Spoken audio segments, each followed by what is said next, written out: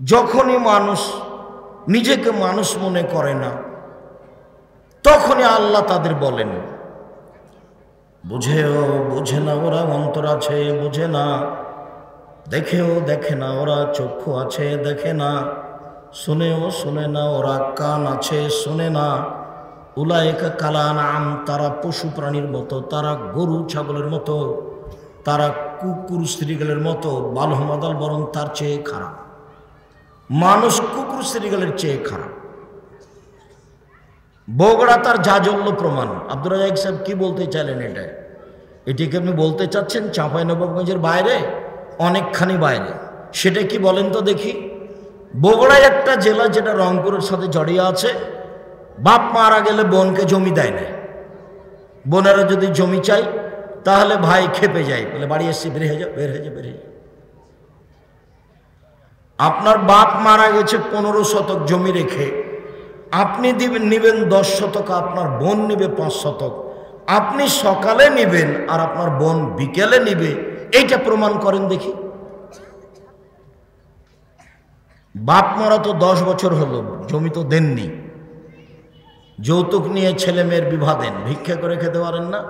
বহুবার বলেছি, আমি আপনার কাছে খুব কাছের এবং পুরাতন মানুষ। যারা ছেলের যৌতুক নেয় আমি তাদেরকে ভিক্ষা করে খেতে বলেছি, ভিক্ষা করে খাবে।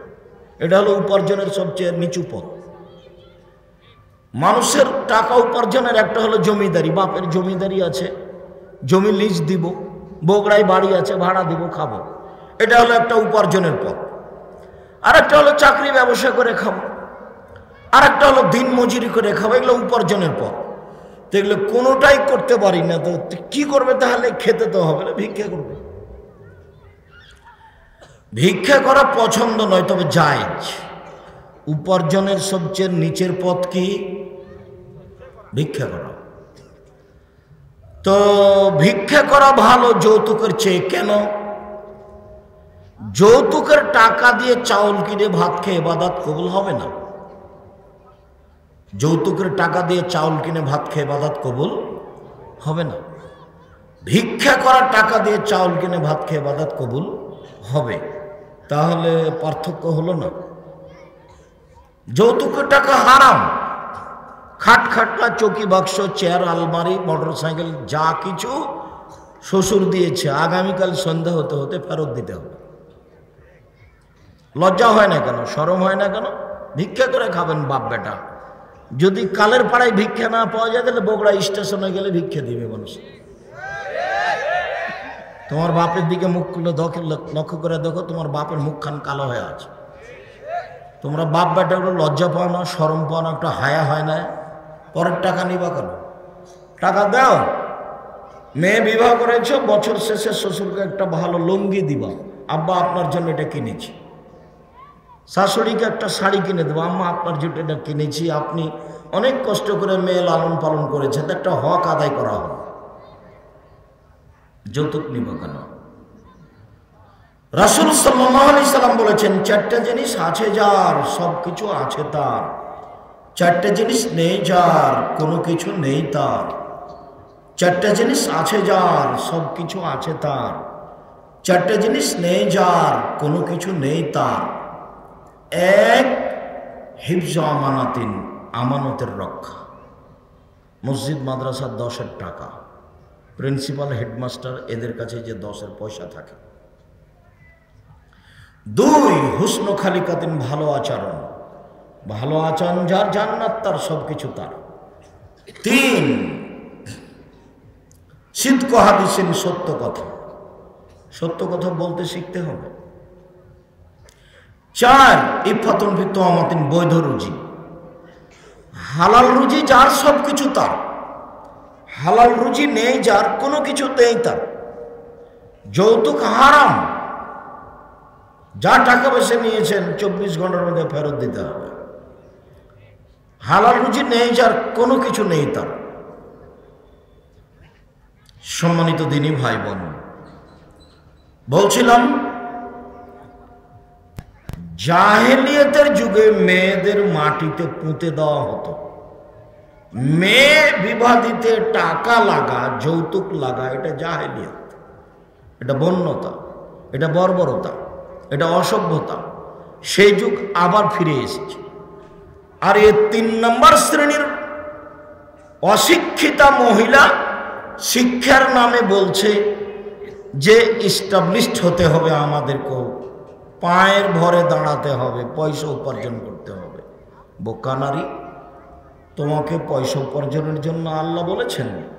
আল্লাহ বলছেন অমিন আয়াতিহান খালাকালাকুম মিন আনফুসিকুম আজওয়াজান লিতাসকুনু ইলাইহা। পৃথিবীর মানুষ শোনো, তোমাদের স্ত্রীদেরকে তোমাদের মধ্য থেকে সৃষ্টি করেছে যাতে করে তোমরা সেখানে শান্তি তৃপ্তি পাও। তোমার স্ত্রী তোমার শান্তির বস্তু, তোমার স্ত্রী তোমার তৃপ্তির বস্তু। তোমার স্ত্রী হলো কাজবাজ করে গিয়ে সেখানে আশ্রয় নেওয়ার বস্তু। সেখানে তুমি আশ্রয় নিবা, সেখানে সুখ দুঃখের কথা বলবা, সেখানে শান্তি তৃপ্তি পাবা।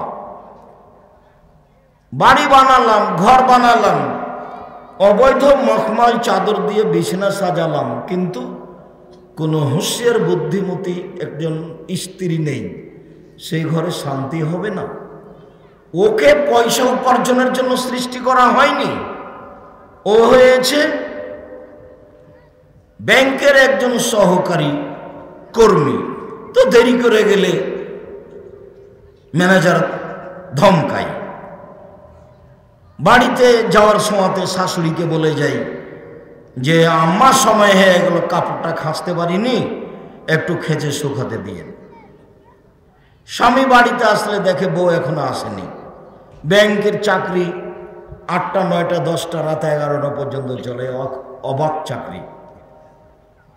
5টা পর্যন্ত যা টাকা পয়সা লেনদেন হয়েছে সেইটা আবার আরো 5 ঘন্টাতে ঠিক করতে হবে, তারপরে যেতে পারবে। একটা কঠিন জীবিকা নির্বাহ। তারপরে বউ হলো হেডমাস্টার, প্রিন্সিপাল। তারপরে বউ হলো আপনার চেয়ারম্যান। সবাইকে বলে ভাইয়া আসেন, চা খান, সবাইকে ডাকে। ও গরু ছাগলের মতো, পশু প্রাণীর মতো। বুঝেও বুঝে না ওরা, অন্তর আছে বুঝে না, বুঝা দরকার। দেখেও দেখে না ওরা, চক্ষু আছে দেখে না, দেখা দরকার। শোনেও শোনে না ওরা, কান আছে শোনে না। উলাইকা কাল আনাম, তারা পশু প্রাণীর মতো, তারা গরু ছাগলের মতো, তারা কুকুর স্ত্রীগুলোর মতো, বালহু মাজাল, বরং তার চেয়ে খারাপ। এ কথা আল্লাহ বলছে। বউ বাড়ির জিনিস, বউকে আদর করতে হয়, ঢেকে রাখতে হয়, ঘেরে রাখতে হয়। বউ হচ্ছে বগুড়া সোনাতলা হাটের আদরের মালসা, ওকে আদর করতে হয়। ওকে গালি দেওয়া নিষেধ, মারা নিষেধ, বাইরে যেতে দেওয়া নিষেধ।